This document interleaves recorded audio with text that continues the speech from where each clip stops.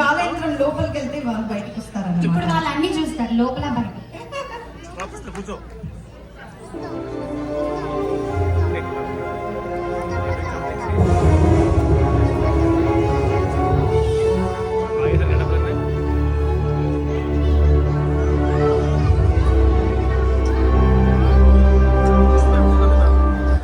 మహామంత్రి, మాకు ఆశ్చర్యం కలుగుతున్నది. మనము ఏ రాష్ట్రానికి వచ్చాము? మీరందరూ మాట్లాడే తెలుగు మధ్యలో ఏదో భాష వినిపిస్తుంది ఏమిటి? అసలు మనము ప్రస్తుతం ఉన్న కాలమేది, దేశమేది? అంత ఆయమైన ఉన్నది. నాకు కూడా అదే అయమయ మహారాజా. వీరి తెలుగు అర్థమయ్యి కాకుండాను ఉన్నది. ఈ అబ్బాయి ఎక్కడున్నాడు? బాబు ఆదిత్య, వస్తున్నారు. ఏదో 369 అనే యంత్రంలో మమ్మల్ని భవిష్యత్ చూపిస్తానని కూర్చోపెట్టాము. ఇంతకీ మేము ఎక్కడున్నామయ్యా? ఏమిటోనయ్యా, మేక తోక మేక అనుకుంటూ మాతో శృతి కలిపి కాలయంత్రము, భవిష్యత్ దర్శనము అంటూ మమ్మల్ని ఊరించి ఏ భాష ఏ నగరము అర్థం కాని గందరగోళంలో పడేశారు కదయ్యా. దీనికి తోడు వీళ్ళందరూ మమ్మల్ని వింత ప్రాణుల్లో చూస్తున్నారు. అబ్బా స్వామి, కొంచెం పేషెన్స్. అదే మన భాషలో సహనం వహించండి. ఇప్పుడు 2025 సంవత్సరంలో అమెరికా అనే దేశంలో టెక్సస్ రాజ్యంలో డాలస్ అనే ప్రదేశంలో ఉన్నాము. ఇక్కడ ప్రజలందరూ ఇంగ్లీష్, అదే ఆంగ్ల భాషలోనే మాట్లాడతారు. అమెరికానా? ఇంగ్లీషా? ఇప్పుడు నాకు అర్థమైంది ప్రభు. మనము ఇప్పుడు శాలివాహన శకం 1946 సంవత్సరంలో డాలస్ అనే రాజ్యంలో ఉన్నాము. ఆహా, ప్రదేశము రాజ్యమయ్యిందా? బాగుంది తిమ్మరసు గారు. మన కాలయంత్రము టాంటెక్స్ అనే సభకు తీసుకువచ్చింది. అదే నేను మీ సభకు వచ్చినట్టు. ఏమయ్యా, నీ కాలయంత్రము ఎప్పుడు సభలకి తీసుకుంటదా? ప్రదేశాలు ఏమి చూపించినది? టెక్సస్ అనే రాష్ట్రంలో ఉన్న తెలుగు వారి సంఘం. అదే తిమ్మరసు గారు అన్న రాజ్యం. ఆహా, రాజ్యం అంటారు. వీరందరినీ చూస్తుంటే నాకు మళ్ళీ మన భువన విజయము రుచి చూడాలని ఉంది. పెద్దన్న గారు, గండ పెండే సందర్భము గుర్తున్నదా మీకు? మరొక్కసారి ముత్తుగా గండ పెండేరము కొనుడంచు బహుకరింపగా నొత్తిగా నా కోసం గమని ఎక్కడు గోరగలేరు లేరకో. పెద్దన్న గోలు పండితులు పృథ్విని లేరని నీవరుంగవే. పెద్దనకి దలించినను వేరిమి నాకీడు కృష్ణరాండ్రప. ఆహా ఆదిత్య, భలా పెద్దన్న గారు, ఈ సందర్భమునేక ఉత్పలమాల ఆశలుగా చెప్పి మమ్మల్ని కండి పెండిదని మీ వశం చేసుకున్నారు. అంతేగా పెద్దన్న గారు, మిమ్మల్ని పెద్దన మాట్లాడేది. మరోసారి మన చరిత్రలోని పద్యం అందుకుంటే నాకు వినాలని ఉంది. తప్పకుండా. అటజని కాంచ భూమి సురుడు అంబర చుంబి శిరస్సర ఝరి పటల ముహుర్ముహుర్ముఠ దభంగ తరంగ మృదంగ నిస్వన స్ఫుట నటనానుకూల పరికుల్ల కకలాపకలాపి జాలము కటక చరత్కరేణు కర కంపిత సాలము శీత శైలమున్నా. ఆహా, అల్లసాని వారి అలిక చిలిపికి మామూలుగా లేక ఎంతో గమ్మత్తుగా ఉంది. అంతేగా మరి, ప్రకృతి సహజంగా పుట్టించే శబ్దాలకి ఒకే రకమైన పదాలతో ప్రతిధ్వనించే శబ్దాలు వదిలించాలి. అవునవును. మరి తిమ్మన్న గారు, ఇప్పుడు మీ వంతు కానిద్దామా? మధుర కవి నంది తిమ్మన్న గారు, మీరు రాసిన ద్వక్షరి పద్యం మళ్ళీ వినిపించరా? తప్పకుండా. నేను రాసిన దక్షిణలో ఉన్న 2 అక్షరాల చమత్కారం వినండి.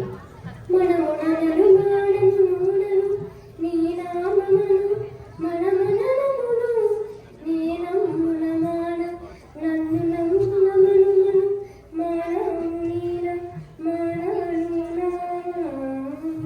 బిఎస్ తిమ్మన్న గారు మానాతో చమత్కారం చేశారే. దీనినే ఈ కాలంలో టంగ్ అంటారు. టంగ్ అంటే గంట. దొరికిపోయానా మీకు? ప్రతి ఆంగ్ల పదానికి ఏదో తెలుగు అర్థం చెప్పేస్తారు. అలా ఉంటుంది మా తెనాలితో. మరి మాదయ్య గారి మల్లన్న మీ వంతు ఇక. మీ ఆజ్ఞ ఆలస్య రాజశేఖర చరిత్రలోని అవంచిక నగరం యొక్క గొప్పతనాన్ని వివరిస్తాను. అన్నగారి చిరుత ఏనుగు కొన్నలపై నెక్కి నెక్కి కోయగా వచ్చాను. నిన్నేటి పసిడి తామరలన్నన్ మరి ఏమి చెప్పనందని కరుణ. భేష్ భేష్ మల్లన్న కవి మనోజ్ఞం తమరి పద్యం. తామరలు ఏనుగులు, ఆహా ఎంత అద్భుతమైన పద్యం. అయ్యలరాజు రామభద్రుల వారు మేమంతా కానియండి కవిరాజా. రామభద్రుల వారు మీ సకల కథా సార సంగ్రహము అనే కావ్య రచనము ఏ విధముగా తలపెట్టినారో వివరించిన పద్యము వినాలని కోరికగా ఉంది. మీ కోరిక మేరకు నన్నయ్య తిక్కనాథు కవినాథులు చెప్పిన ఎట్లు చెప్పలేకున్నా నదుత్తరాంధ్ర కవులు యువలకు ఉండిరే తోచినట్లు నిత్యోన్నత బుద్ధి గబ్బుల యోజుల చింపక ఎందు జ్ఞాన సంపన్నుల కావ్యముల్ హరిస మల్పనమై జడు వంతునంటున్నాను. ఆ రామానుగ్రహం నీ నుంచి సరస్వతిని పలికింది రామభద్ర. భేష్. సత్యం చెప్పుతే సూర్యుని కవి భేష్ రామభద్ర. మహాకవి దూర్చటి అనుగ్రహం ఎప్పుడైనా ఎదురు చూస్తున్నాను.